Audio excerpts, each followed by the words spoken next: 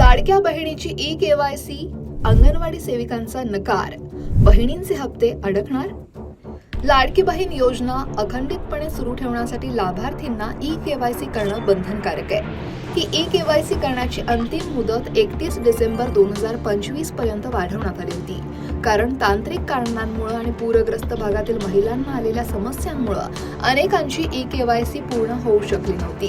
आता याच ई-केवायसीच्या फेर तपासणीची जबाबदारी अंगणवाडी कर्मचाऱ्यांवर सोपवण्यात आली आहे आणि हाच मुद्दा वादाचा बनलाय. वर्धा जिल्ह्यात अंगणवाडी कर्मचाऱ्यांनी लाडकी बहीण योजनेची फेर तपासणी म्हणजेच ई-केवायसी करण्यास स्पष्ट नकार दिलाय. काय म्हणतात या महिला, पाहूया.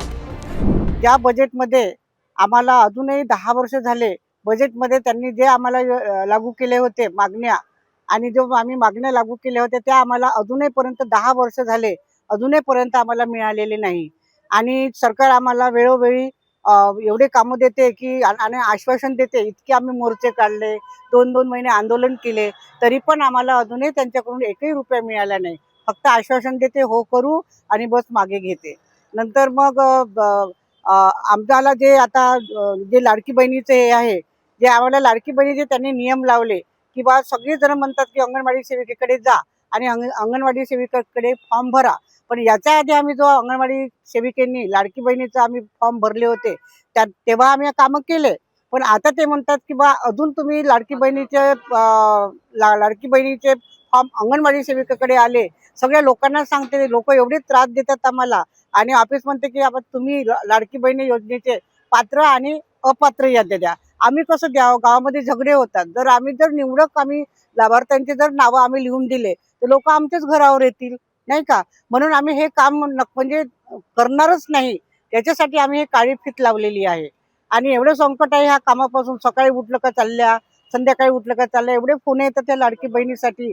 12-12, 11-11, 11:30 वाजेपर्यंत फोन येतात. आम्ही काय काय करावं? सरकार आम्हाला मोबदला देत नाही. फुकट कामं थोडी करणार आहे. आणि या 13,000 मध्ये काय होणार आहे? 13,000 मध्ये एक मुलगा शिकू शकत नाही किंवा एक घर आमचं स्वतःच भागवू शकत नाही. आणि या 13,000 मध्ये सरकार आम्हाला म्हणते का हे काम करा, ते काम करा, मातृत्व वंदनेचं काम करा. आणि मातृत्व वंदनेचं काम सुद्धा आम्ही करायला तयार नाही आहे. कारण एवढं आम्ही संतापलेलं आहे या कामामुळे. तर ह्या 13,000 मध्ये आम्ही काम करणार? त्यांना करून बघा म्हणा. आम्हाला पूर्ण म्हणजे आम्हाला मोबदला द्या ना कामाचा. ह्या लाडकी बहिणीचे काम मिळून राहिले आम्हाला. आम्हाला लाडकी बहिणीचे 5 रुपये सुद्धा मिळून नाही राहिले. आणि सगळे लोक आमच्याकडे येतात. आम्ही पूर्वशालेय शिक्षण कोणतं द्यावं त्या शाळेमध्ये? जर आम्ही पूर्वशालेय, आणि ऑफिस म्हणते की पूर्वशालेय शिक्षण द्या मुलांना. जर तुम्ही हे जर आमच्या अंगणवाडी सेविकेकडे हे कामं लावले तर आमच्या समोर कोणता वेळ आहे मुलांना शिकवायला? आम्ही जेव्हा अंगणवाडी उघडतो तेव्हापासून लोक चालले लाडकी बहिणीसाठी आम्हाला फॉर्म भरायचा आहे. तरी पण आम्ही काम करून राहिलो. पण मोबदला द्या ना तुम्ही या कामाचा. नुसते आश्वासन देतात. इतके मानधन नाही वाढवले केंद्र सरकारनं अजूनपर्यंत. आम्हाला मानधन नाही वाढवलं. आम्हाला फक्त महाराष्ट्र राज्य सरकारचेच पैसे येते. अजूनही अर्ध मानधन आमचं थांबवलेलं आहे.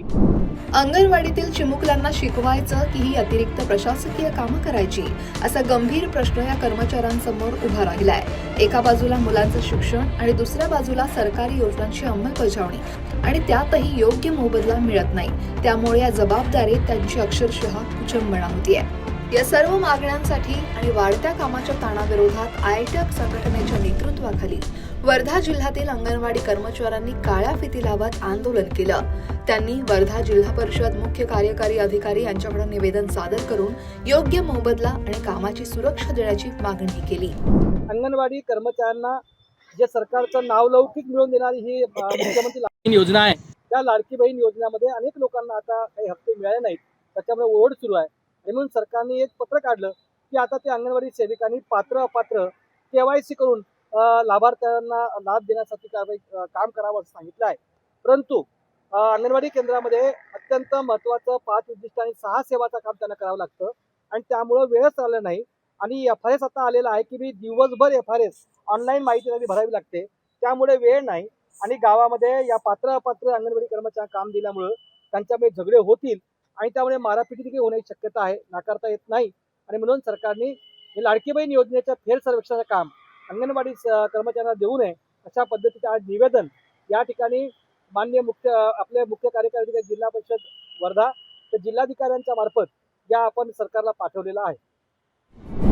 या पार्श्वभूमीवर अंगणवाडी कर्मचाऱ्यांच्या नकारानं आता लाडकी बहीण योजनेच्या लाभार्थ्यांचे हप्ते रखडण्याची शक्यता निर्माण झाली आहे. सरकारनं आता पडताळणीसाठी पर्यायी यंत्रणा उभारण्याचा विचार करत असल्याचं सांगितलंय. अपात्र आढळलेल्या महिलांना फक्त योजनेतून बाहेर काढलं जाईल, त्यांच्यावर कोणतीही कायदेशीर कारवाई किंवा निधी परत घेण्याचा सरकारचा विचार नाही, असंही सरकारनं स्पष्ट केलंय. त्यामुळे अंगणवाडी सेविकांच्या या नकाराची कारणं तुम्हाला योग्य वाटतायत का? शासनानं त्यांच्यावर अवाजवी कामाचा बोजा टाकलाय का? तुमचं मत काय? कमेंट नक्की करा आणि लोकमत सबस्क्राईब करायला विसरू नका.